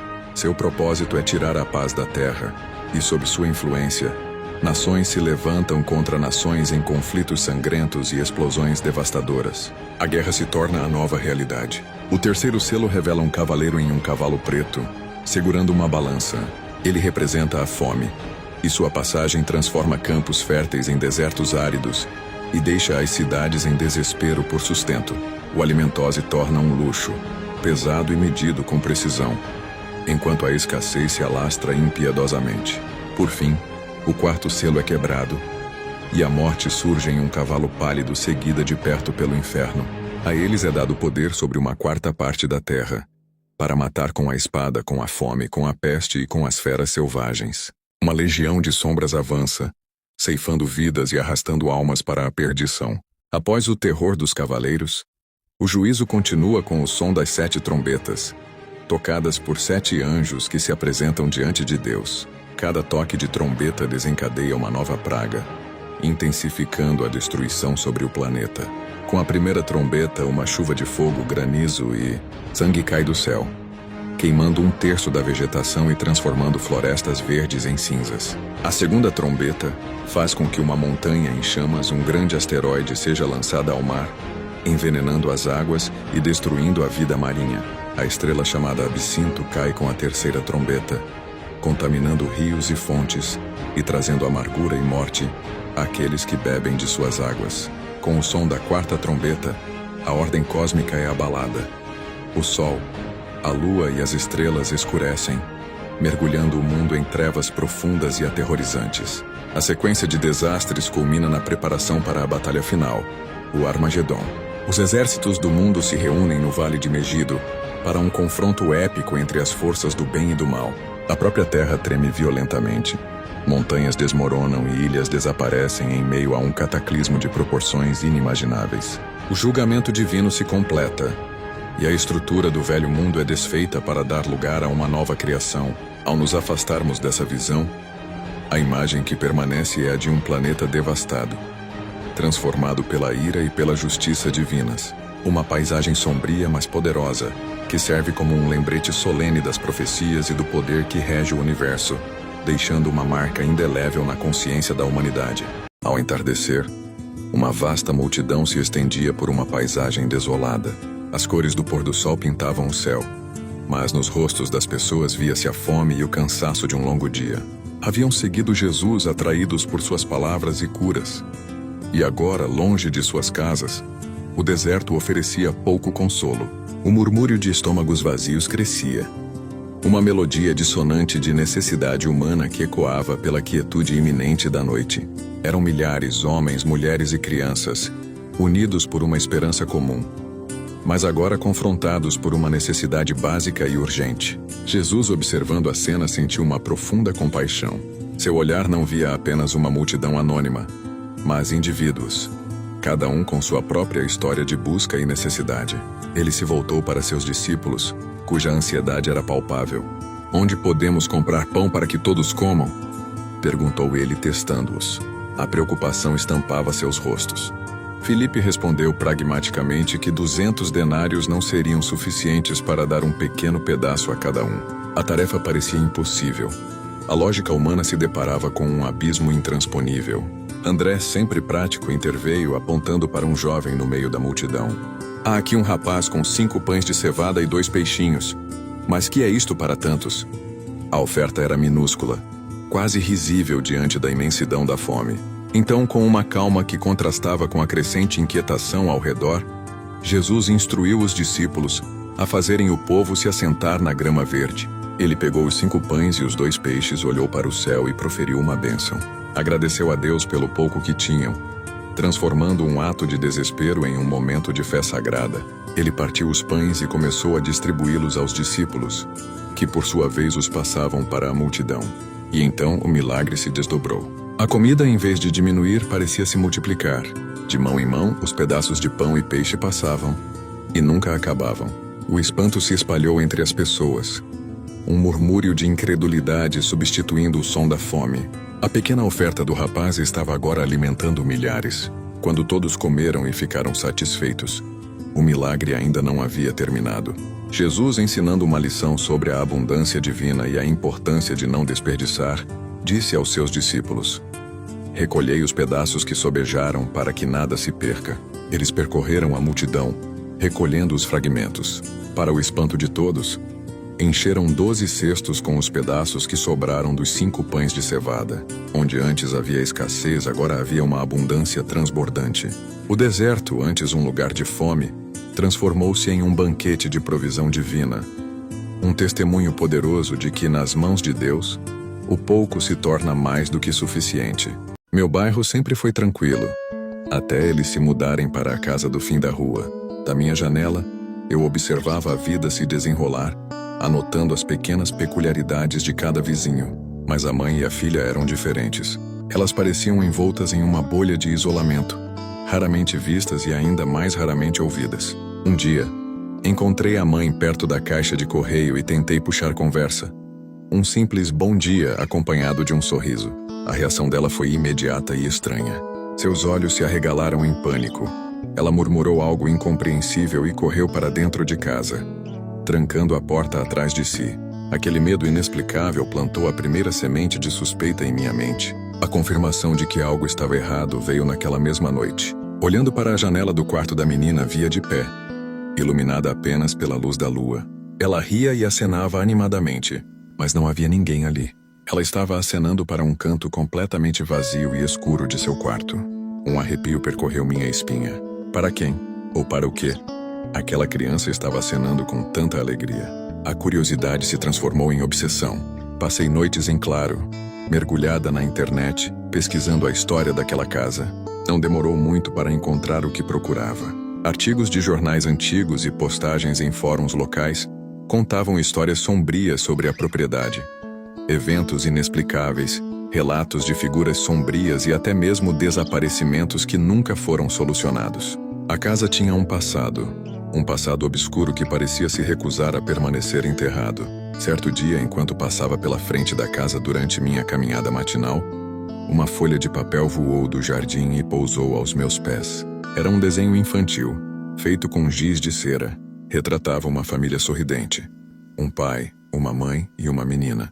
Mas ao lado deles, pairando sobre a família com uma presença maligna, estava uma figura alta, esguia e demoníaca, desenhada em preto.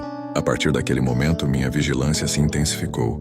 Com um par de binóculos, eu espiava pela minha janela, tentando decifrar o mistério que se desenrolava do outro lado da rua. E então, numa noite sem lua, eu vi. A silhueta inconfundível da criatura do desenho estava lá, parada no quarto da menina, bem atrás dela. Uma figura alta e escura, imóvel. A menina, no entanto, não demonstrava medo algum.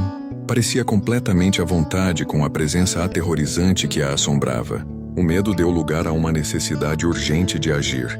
Eu não podia mais ser uma espectadora passiva. Numa tarde, vi a mãe sair de casa apressadamente, entrando no carro com o rosto contorcido em pânico. Era a minha chance. Corri até a casa e, para minha surpresa, a porta da frente estava entreaberta. Um convite silencioso para o horror que me aguardava. Entrei, chamando pela menina, Mas a casa estava mergulhada em um silêncio pesado e antinatural. Cada passo no chão de madeira rangia como um aviso. Subi as escadas, o coração martelando contra minhas costelas, e segui em direção ao quarto da criança. A porta estava aberta. As paredes estavam cobertas de cima a baixo com desenhos. Dezenas, talvez centenas de desenhos da mesma entidade demoníaca. Cada um mais perturbador que o outro. De repente, uma voz doce soou atrás de mim, fazendo-me saltar. "Você quer conhecer meu amigo?"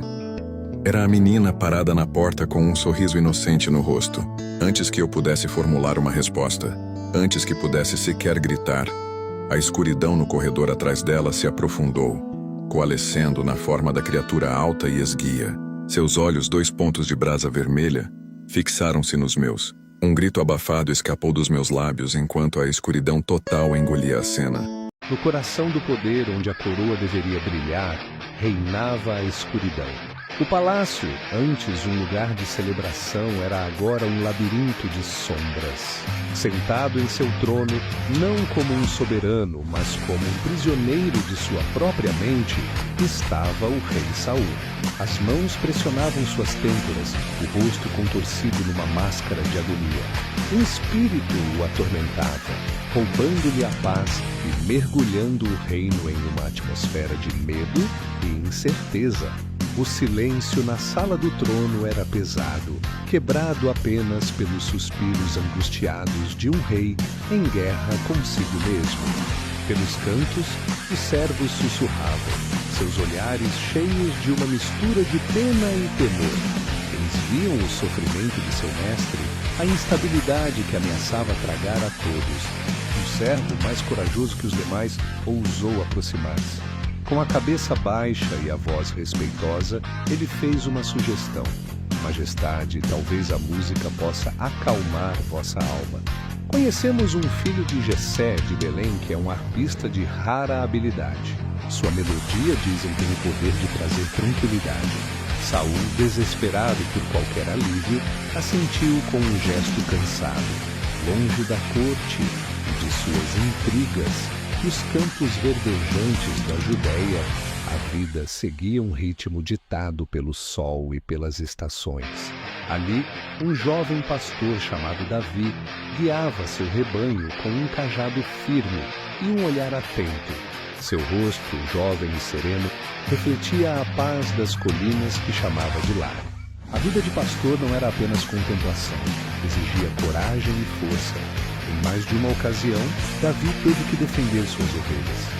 Com sua funda em mãos, ele girava uma pedra com precisão mortal, afugentando predadores que ousavam se aproximar, fosse um lobo faminto ou um leão audacioso.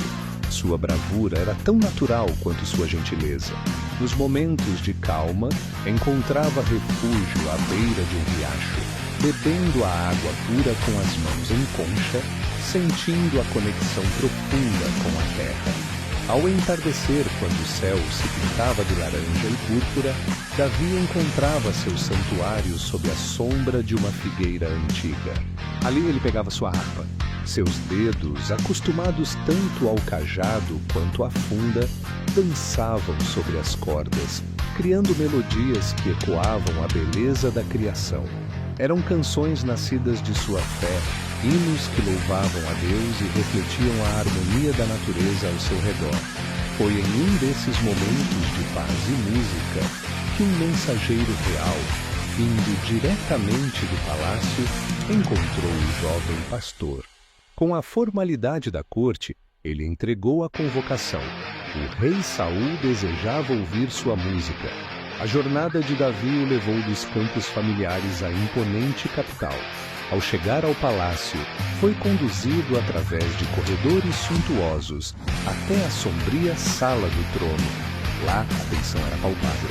Com humildade, Davi se ajoelhou perante o rei atormentado e, em seguida, ergueu sua harpa. A câmera se concentra em seus dedos ágeis que começam a dedilhar as cordas. A primeira nota ecoa, clara e pura, cortando a atmosfera opressiva. Uma melodia celestial flui, enchendo cada canto da sala. A música falava de riachos tranquilos, de céus estrelados e de uma fé inabalável. A expressão de Saul começou a mudar.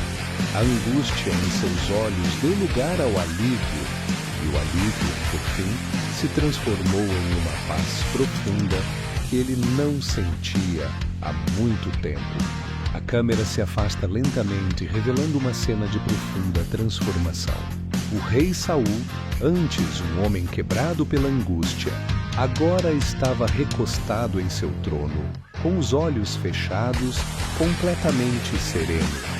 A sala do trono, antes um covil de escuridão, estava agora banhada em uma tranquilidade restauradora. Davi, o jovem pastor, continuava a tocar sua música curadora, sendo a única voz em um reino que por um momento encontrou sua paz. Era o início de uma nova história, onde a fé e a música se mostrariam mais poderosas que a coroa e a espada. Era uma vez, em uma cidadezinha tranquila, onde nada de extraordinário parecia acontecer, vivia um menino chamado Léo. Ele não era como as outras crianças. Desde muito pequeno, Léo possuía uma habilidade peculiar e, por vezes, assustadora. Ele via coisas que ninguém mais conseguia ver. Para ele, o mundo estava repleto de criaturas fantásticas e seres etéreos que se moviam silenciosamente entre as pessoas, invisíveis a todos, exceto a ele. Vivia entre dois mundos, o normal e o oculto, uma existência solitária preenchida por segredos que não podia compartilhar. Seus dias eram uma mistura de fascínio e medo, observando os contornos de figuras translúcidas que dançavam nos cantos dos olhos dos desavisados. Com o passar do tempo, uma presença específica começou a se destacar entre as outras. Era uma sombra, mais densa e escura que qualquer outra coisa que já tivesse visto.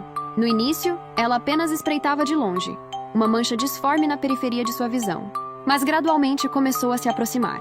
A sombra o seguia da escola para casa, pairando nos cantos escuros de seu quarto à noite. A cada dia que passava, seus contornos tornavam-se mais nítidos, mais definidos, assumindo uma forma vagamente humanoide, com uma malevolência que Léo sentia em seus ossos. Desesperado, ele tentou contar a seus pais. "Tem um homem de sombra me seguindo", dizia ele com a voz trêmula. Mas eles apenas sorriam com condescendência, afagando seus cabelos. "É só a sua imaginação, querido", respondia sua mãe, enquanto seu pai sugeria que ele estava lendo muitas histórias de terror. A descrença deles era uma parede fria que o isolava ainda mais em seu medo. A noite do clímax chegou com uma tempestade que açoitava as janelas e mergulhava a casa em uma escuridão quase total. Um raio iluminou o quarto por um instante, e foi nesse clarão que Léo viu. A sombra não estava mais no canto. Estava parada ao pé de sua cama. Não era mais uma mancha disforme, mas uma entidade completa. A figura era alta e esguia, com garras longas e afiadas e olhos que brilhavam com um vermelho incandescente, como duas brasas ardendo no negrume absoluto. Um rosnado baixo e gutural ecoou pelo quarto, um som que parecia vir das profundezas do próprio inferno. O pânico gelou o sangue de Léo, mas em meio ao terror, algo mudou. Ele se lembrou da pequena lanterna que guardava sob o travesseiro, seu único consolo nas noites escuras. Com a mão trêmula, ele a agarrou, apontou o facho de luz diretamente para a face do demônio e a acendeu. A luz branca e pura atingiu a criatura, que sibilou e recuou como se tivesse sido queimada. O demônio ergueu as garras para proteger seus olhos brilhantes, e a escuridão que o compunha pareceu se dissipar sob o brilho intenso da lanterna. Naquele momento, o medo de Léo se transformou em outra coisa: coragem. Ele se levantou na cama, mantendo o facho de luz firme, e a cada passo que o demônio dava para trás, Léo sentia uma nova força crescer dentro de si. A criatura, vencida pela luz inesperada, dissolveu-se de volta nas sombras do quarto e desapareceu. O silêncio que se seguiu foi profundo, quebrado apenas pela sua respiração ofegante. Naquela noite, Léo não apenas sobreviveu, ele descobriu um poder que não sabia que possuía. A ameaça não havia desaparecido para sempre, ele sabia disso. A sombra ainda espreitaria na escuridão. Mas agora, Léo não era mais apenas o menino que via monstros. Ele era o menino que os enfrentava, armado com sua pequena lanterna e uma coragem recém-descoberta, pronto para proteger a tênue fronteira entre os dois mundos. Para Léo, as noites sempre foram o começo da aventura. Mas essa noite foi diferente. Tudo começou como um sonho ruim. Uma sombra alta saiu de seu armário, deslizando em um silêncio mortal, seus olhos como duas brasas na escuridão. Ele acordou suando frio, o coração martelando contra as costelas. Era apenas um pesadelo. Pelo menos foi o que ele disse a si mesmo. Mas na manhã seguinte, uma pena preta, fria e oleosa, repousava no local exato onde a criatura estivera. Sua mãe apenas riu e a jogou fora, chamando-a de lixo. Mas Léo sabia. Naquele dia, ele começou a ouvir sussurros no silêncio, seu nome sendo chamado por uma voz que parecia um arranhar de unhas na madeira. Na noite seguinte, o sonho voltou. A criatura estava lá, sentada em sua cama, esperando. Em seu sonho, ela lhe ofereceu um presente, um pequeno peão de madeira, escuro e liso. Quando Léo acordou, o peão estava em sua mão, frio sólido. Real teu pânico o inundou. Não havia mais como escapar. O sonho e a realidade eram agora uma única e mesma gaiola. E naquela noite, ele não precisou dormir para vê-lo. A criatura se formou a partir das sombras do seu próprio quarto. Não mais uma silhueta, mas uma figura terrivelmente real. Ela estendeu a mão, não para assustar, mas para convidar. E a voz arranhada sussurrou em sua mente pela última vez. Agora vamos brincar de verdade. O crepúsculo pintava o céu com tons de laranja e roxo, lançando uma luz suave sobre o rosto enrugado de Elara. Sentada na sua fiel cadeira de baloiço, o movimento era um pêndulo lento, um compasso para os seus pensamentos distantes. O seu olhar estava perdido no horizonte, mas a sua mente viajava muito além. A câmara, como um observador silencioso, aproxima-se lentamente, focando-se na serenidade do seu rosto. Os seus olhos, que já tinham testemunhado quase um século de mudanças, fecham-se suavemente. A luz do dia desvanece-se e a cena mergulha numa escuridão tranquila, um véu que separa o presente do que está por vir. Da escuridão emerge uma visão deslumbrante. Uma cidade futurista ergue-se, não como uma selva de betão, mas como um ecossistema vivo.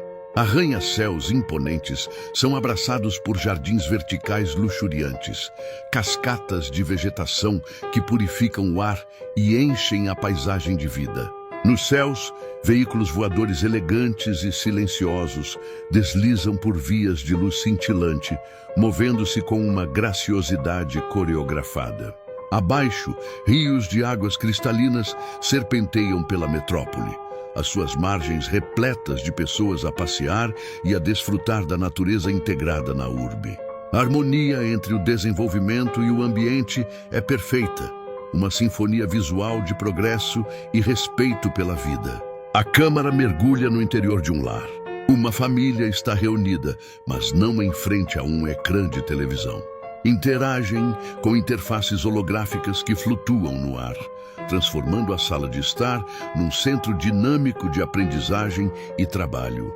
O pai projeta um modelo molecular complexo, enquanto a filha explora a grande barreira de coral, numa simulação imersiva. A tecnologia não é uma barreira, mas uma ponte para o conhecimento e a conexão. Noutra cena, num hospital que mais parece um santuário de bem-estar, um médico utiliza um dispositivo de nanotecnologia. Com um gesto delicado, aplica um tratamento que regenera tecidos danificados em segundos, curando um paciente instantaneamente, sem dor nem cicatrizes. A saúde é um direito restaurado com uma precisão quase mágica. A visão expande-se para mostrar o coração cultural e educativo deste novo mundo.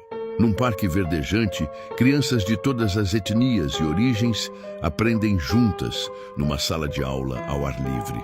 Utilizam lentes de realidade aumentada para caminhar entre dinossauros ou para observar a formação de ecossistemas antigos, tocando e interagindo com a história e a ciência de forma tangível. A aprendizagem é uma aventura, uma descoberta partilhada. Mais tarde, num auditório magnificente, uma multidão assiste em silêncio reverente a uma performance artística que transcende as formas tradicionais. Música, dança e feixes de luz entrelaçam-se para contar histórias universais, evocando emoções profundas numa linguagem que todos compreendem. A arte é a expressão máxima da alma coletiva.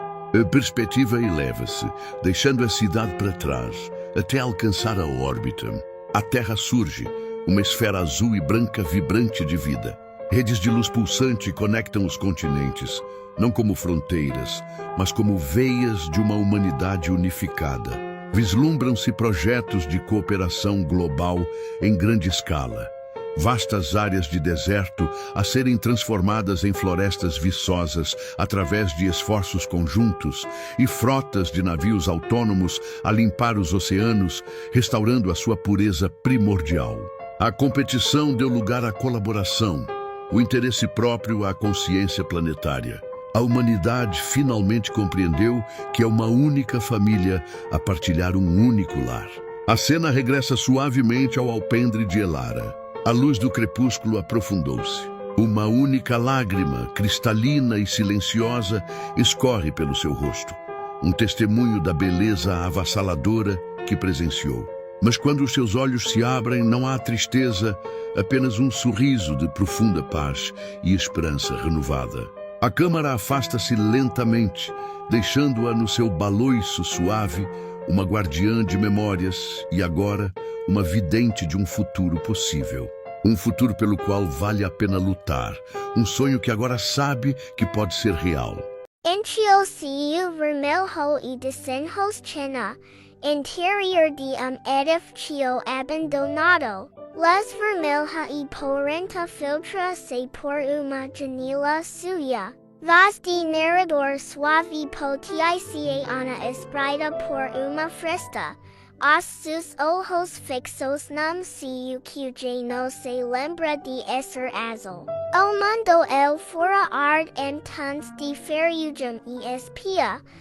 Quadro pintado com o pedaços dias que se foram. Com o dedo indicador, ela desliza sobre o vidro embado pela sua própria respirio, desenhando estrelas e luas sobre a tela de poeira. Cada uma tentativa de impor uma ordem infantil ao caos, de encontrar uma constelação familiar num firmamento que se tornou estranho e hostil. Ela não desenha o que vi, mas o que anseia ver, transformando a desolação numa paisagem de sonhos silenciosos. Transiolenta cena, pleno geral de uma cidade fantasma, ruas vazias, carros cobertos de cinza, voz de narrador. A sua pequena mão segura namo grande calajada do pai. Anica coronam oceano de seu ensio. Juntos, eles caminham por cidades que esqueceram os seus nomes, onde os ecos das vidas passadas ainda ressoam nos objetos deixados para trás. A câmera foca-se no que captura a ateno de Ana, carrossel enferrujado, cujos cavalos de madeira parecem congelados a meio de uma gargalhada fantasmagórica. Mais frente, urso de pelsia, com olho de boto em foto, já solitário na colada, como soldado cadu numa guerra invisível.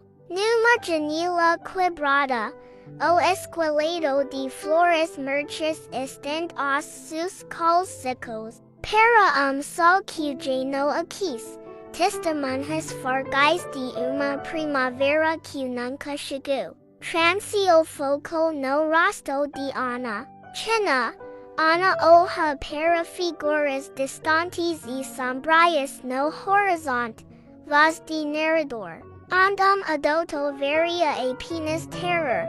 A imaginal de Ana tis contos de fadas sombrios. As figuras disformes que se movem lentamente ao longe não são monstros, mas gigantes adormecidos, cansados da sua longa caminhada pelo mundo. As sombras que se esticam e contorcem com o vento caprichoso são sombras que danam numa valsa lenta e melancólica.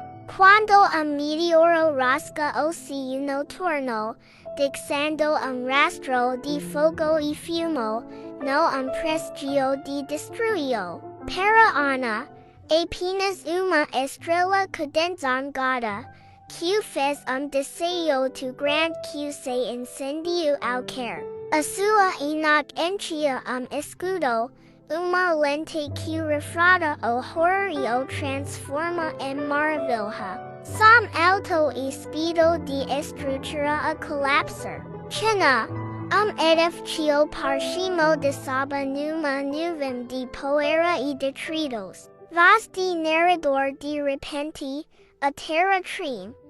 Gigante de beetle e ao, ferido de morte, rende-se gravidade, desabando numa cascada ensurdecedora. Num instante, o pai de Ana torna-se escudo humano, envolvendo a nos seus braços e protegendo a dos estelhaus que trovam sua volta. A câmera aproxima-se do rosto de Ana, os seus olhos arregalados de susto. Ela aperta os como fora, refugiando-se na escuridão familiar das suas pupilhas, esperando que o barulho pare que o mundo volte a ser silencioso. Seu tio, depois som suave de música china, interior de pequeno abrigo. Ana segura uma caixa de música,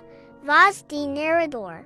Horas mais tarde, num abrigo improvisado entre as ruínas, a poeira assenta e fio de esperança emerge da escuridão. Ana descobre pequeno tesouro, uma caixa de música de madeira, gasta pelo tempo. Com girar hesitante da maravilha, uma melodia delicada e forgel preencheu espal, uma pequena centelha de beleza no meio da desolau. Enquanto a bailarina de porcelana dena a sua dena infinita, Ana levanta o olhar para o pai. Sorriso, genu no iluminoso, floresce no seu rosto. Naquele instante, partilham momento de paz perfeita, uma ilha de tranquilidade no meio da tempestade. A música continua a tocar, uma promessa sussurrada de que, mesmo quando tudo parece perdido, ainda há beleza a ser encontrada. No vale de Elá, a tensão pairava no ar como uma névoa densa e ameaçadora. De um lado das colinas, perfilava-se o exército de Israel, uma muralha de escudos e lanças sob o estandarte do rei Saul, mas com os corações pesados pela incerteza. Do outro lado, acampavam seus inimigos jurados, os filisteus, confiantes e ruidosos. Todos os dias, por 40 dias, uma figura colossal emergia de suas fileiras. Um campeão que parecia mais uma montanha de carne e bronze do que um homem. Seu nome era Golias, de Gate, um gigante de quase 3 metros de altura, envergando uma armadura que pesava mais que um homem comum e brandindo uma lança cuja ponta de ferro poderia perfurar qualquer defesa. Sua voz gutural ecoava pelo vale, um trovão de escárnio e desafio, zombando dos israelitas e de seu Deus, paralisando-os com um medo que gelava a alma. Nenhum soldado, nem mesmo o mais valente, ousava responder ao seu chamado para um combate singular que decidiria o destino de ambas as nações. Enquanto o medo corroía a moral do exército de Israel, um jovem pastor chamado Davi chegou ao acampamento, enviado por seu pai Jessé para levar provisões a seus irmãos mais velhos que serviam. No exército, Davi não era um guerreiro. Era um rapaz de aparência simples, cujas mãos estavam mais acostumadas a dedilhar a harpa e a guiar o rebanho do que a empunhar uma espada. No entanto, ao chegar, seus ouvidos foram assaltados pelos insultos de Golias. Ele viu o terror nos olhos dos soldados e sentiu uma indignação justa inflamar seu peito. Como ousava aquele filisteu incircunciso desafiar os exércitos do Deus vivo? movido por uma fé inabalável que fora forjada na solidão dos campos, protegendo suas ovelhas de leões e ursos, Davi se apresentou diante do rei Saul. Com uma convicção que surpreendeu a todos, ele se ofereceu para enfrentar o gigante. Saul, cético, tentou dissuadi-lo, mas diante da insistência e do testemunho de fé do rapaz, cedeu. O rei ofereceu-lhe sua própria armadura, um conjunto pesado de bronze e couro, mas Davi, depois de tentar vesti-la, a recusou. Ele não estava acostumado com aquele peso. Sua confiança não residia no aço, mas no Senhor. Em vez disso, ele pegou seu cajado de pastor, dirigiu-se ao riacho próximo e escolheu 5 pedras lisas, perfeitas para sua arma de eleição. Uma simples funda, com nada além de seu cajado, sua funda e as 5 pedras no alforje. Davi caminhou resolutamente para o campo de batalha, atravessando o vale em direção à figura imponente que o aguardava. Golias, ao ver o jovem franzino se aproximar, com um semblante quase infantil e armado como um pastor, soltou uma gargalhada de desprezo. "Sou por acaso um cão, para que venhas a mim com paus?" bradou o gigante, amaldiçoando Davi em nome de seus deuses e prometendo dar sua carne às aves do céu. Mas Davi não se intimidou. Com a voz clara e firme, ele respondeu que vinha em nome do Senhor dos Exércitos, o Deus de Israel, a quem Golias havia desafiado. Naquele momento, o campo de batalha transformou-se no palco de um confronto épico entre a arrogância humana e a fé divina. Sem hesitar, Davi correu em direção ao seu adversário. Com um movimento fluido e preciso, ele colocou uma das pedras na funda, girou-a velozmente sobre a cabeça e a lançou com toda a sua força. A pequena pedra cortou o ar como um projétil mortal e cravou-se fundo na testa de Golias, na única parte vulnerável de sua armadura. O gigante cambaleou por um instante, seus olhos se reviraram, e então desabou com um estrondo surdo, o rosto contra a terra que ele pretendia conquistar. Davi correu e postou-se sobre o corpo inerte do gigante, um símbolo poderoso da vitória da fé sobre a força bruta. Usando a própria espada colossal de Golias, ele selou seu triunfo, mostrando a cabeça do campeão filisteu para ambos os exércitos. Ao verem seu herói caído, um pânico avassalador tomou conta dos filisteus. A confiança que antes ostentavam se desfez em puro terror, e eles se viraram e fugiram em desordem. Imediatamente, um grito de guerra e celebração irrompeu das fileiras israelitas. Eles perseguiram seus inimigos em fuga, transformando a paralisia do medo em uma vitória retumbante e milagrosa. Naquele dia, um jovem pastor não apenas derrotou um gigante. Ele lembrou a uma nação inteira que a verdadeira força não se mede em tamanho ou poderio militar, mas na profundidade da fé e na coragem de confiar em Deus, mesmo diante do impossível. A vitória de Davi ecoou através dos séculos, tornando-se uma eterna inspiração para todos aqueles que enfrentam seus próprios gigantes. No silêncio ensurdecedor que se seguiu, a poeira dançava no ar como fantasmas de um tempo esquecido. Ruas que antes pulsavam com vida, agora eram rios de concreto seco, rachado pela indiferença do tempo. Arranha-céus, outrora símbolos do engenho humano, perfuravam o céu como lápides gigantes, suas janelas vazias como olhos que já não viam nada. A natureza, paciente e implacável, começava a sua reconquista. Cipós verdes envolviam os postes de luz, musgo pintava as fachadas dos prédios e o vento sussurrava através das carcaças de veículos, uma canção de ninar para um mundo adormecido. Era um vislumbre de um planeta que respirava de alívio, livre do seu parasita mais ruidoso.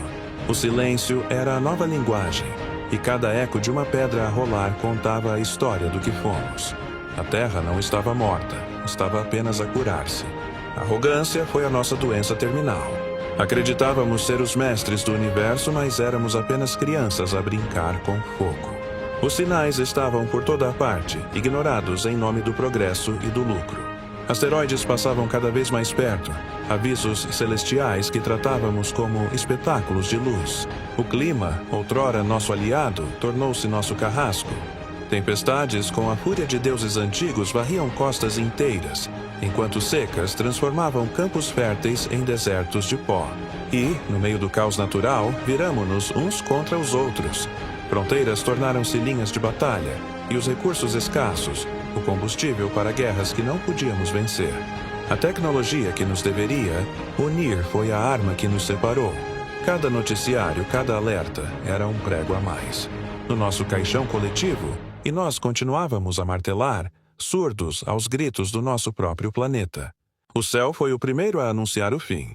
De um azul familiar, passou a um laranja doentio, depois a um vermelho sangue que pintava tudo com a cor da desgraça. Foi então que caíram. Não como chuva, mas como sentenças de morte. Explosões rasgaram o horizonte. Cogumelos de fogo e fumo que subiam até aos céus, como se a própria Terra estivesse a vomitar a sua agonia. As estruturas que definiram a nossa civilização desmoronaram como castelos de areia. Pontes torceram-se, edifícios implodiram e o som da queda foi a banda sonora do apocalipse. A energia que alimentava o nosso mundo extinguiu-se num piscar de olhos, mergulhando tudo numa escuridão que era mais do que a ausência de luz. Era a ausência de esperança. Em poucas horas, milênios de história foram reduzidos a escombros e cinzas. O clímax da nossa existência não foi uma ascensão gloriosa, mas uma queda violenta e ensurdecedora no abismo. Quando o sol nasceu no dia seguinte, a sua luz revelou uma paisagem que já não pertencia à memória. Um sobrevivente solitário, envolto em trapos e poeira, subiu ao topo de uma colina de destroços. Diante de si, a cidade era uma ferida aberta na face da terra. O ar, antes pesado com o fumo e os gritos, era agora fino e carregado com o cheiro a cinza fria. O silêncio regressara, mas agora era diferente. Não era o silêncio da paz, mas o silêncio do vazio. Olhando para aquele horizonte desolado, uma única questão ecoava na sua mente. Uma pergunta sem resposta que pairava sobre as ruínas da humanidade. O que vem a seguir? Era o fim de tudo ou, de alguma forma perversa e desconhecida, o início de algo novo? A resposta, tal como o futuro, estava perdida na névoa de um mundo que precisava de aprender a viver de novo. No coração da Judéia, sob o manto estrelado do Oriente, uma luz singular brilhou mais intensamente sobre a humilde cidade de Belém, anunciando um evento que ecoaria através dos séculos. Naquela noite, em uma manjedoura simples, nasceu um menino chamado Jesus, um nascimento modesto destinado a mudar o curso da história humana. Crescendo em Nazaré, o jovem Jesus aprendeu o ofício da carpintaria ao lado de seu pai, José, vivendo uma infância e juventude marcadas pela simplicidade e obediência. Seus primeiros anos foram de preparação silenciosa, moldando o caráter daquele que viria a ser um farol de esperança para a humanidade, enquanto Maria, sua mãe, guardava todas estas coisas em seu coração, pressentindo a grandiosidade da missão que o aguardava. Ao atingir a maturidade, Jesus deixou para trás sua vida em Nazaré e deu início ao seu ministério público. O ponto de partida foi seu batismo nas águas do Rio Jordão, realizado por João Batista, um momento em que os céus se abriram e uma voz divina o proclamou como filho amado. A partir dali, ele começou a percorrer as terras da Galileia, reunindo ao seu redor 12 homens simples, pescadores e coletores de impostos, que se tornariam seus discípulos e apóstolos. Sua mensagem de amor, perdão e arrependimento cativava as multidões, e seus atos extraordinários confirmavam sua autoridade divina. Com um toque, ele curava os doentes, com uma palavra, acalmava tempestades.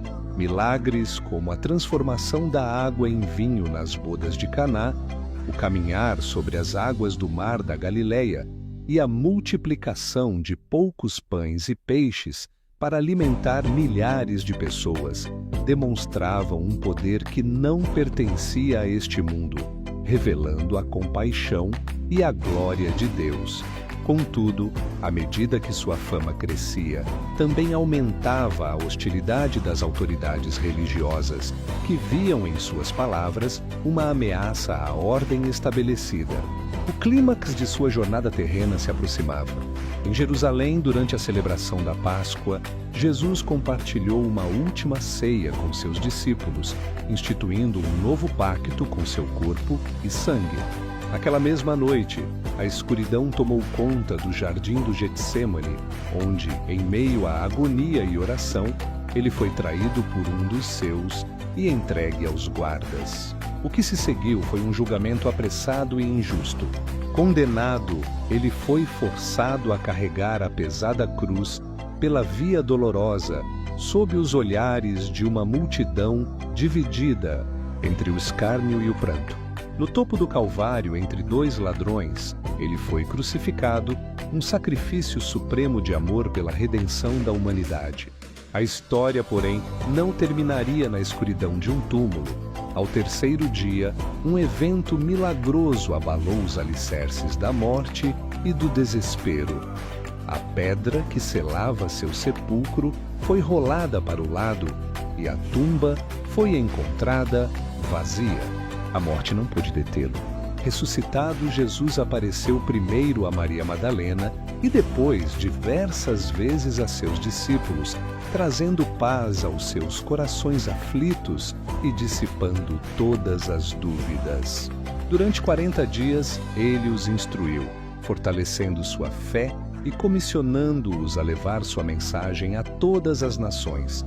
Finalmente, do Monte das Oliveiras, ele ascendeu aos céus, deixando para trás não um fim, mas um começo eterno e uma promessa irrevogável de esperança, salvação e vida eterna para todos que nele creem.